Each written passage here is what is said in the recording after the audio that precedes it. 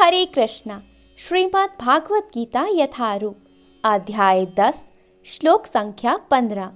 हे परम पुरुष, हे सबके उद्यगम, हे समस्त प्राणियों के स्वामी, हे देवों के देव, हे ब्रह्मांड के प्रभु, निसंदेह एकमात्र आप ही अपने को अपनी अनंत रंग शक्ति से जानने वाले हैं। तात्पर्य: परमेश्वर कृष्ण को वे ही जान सकते हैं जो अर्जुन तथा उनके अनुयायियों की भांति भक्ति करने के माध्यम से भगवान के संपर्क में रहते हैं।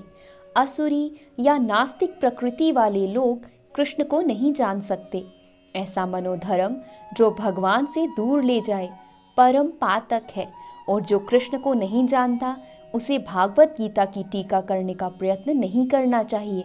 भागवत गीता कृष्ण की वाणी है, और चूंकि यह कृष्ण का तत्व विज्ञान है, अंततः इसे कृष्ण से ही समझना चाहिए, जैसा कि अर्जुन ने किया। इसे नास्तिकों से ग्रहण नहीं करना चाहिए।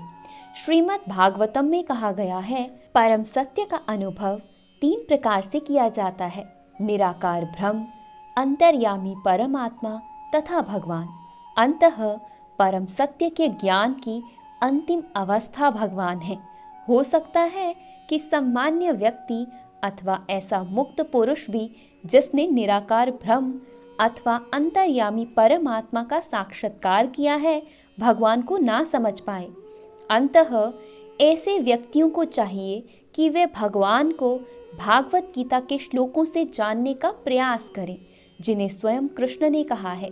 कभी कभी निर्विशेषवादी कृष्ण को भगवान के रूप में या उनकी प्रामाणिकता को स्वीकार करते हैं, किंतु अनेक मुक्त पुरुष कृष्ण को पुरुषोत्तम रूप में नहीं समझ पाते। इसीलिए अर्जुन उन्हें पुरुषोत्तम कहकर संबोधित करता है। इतने पर भी कुछ लोग यह नहीं समझ पाते कि कृष्ण समस्त जीवों के जनक हैं। इसीलिए अर्जुन उन्हें भूत भावन कहकर संबोधित करता है। यदि कोई उन्हें भूत भावन के रूप में समझ लेता है तो भी वह उन्हें परम नियंता के रूप में नहीं जान पाता।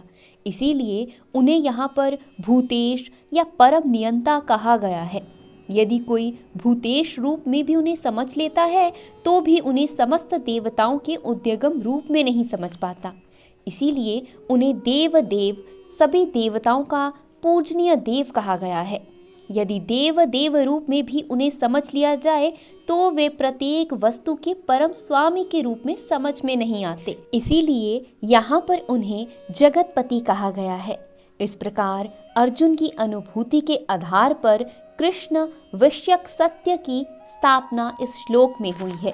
हमें चाहिए कि कृष्ण को यथारूप में समझने के लिए हम अर्जुन के पद चिन्हों का अनुसरण करें। हरे कृष्णा।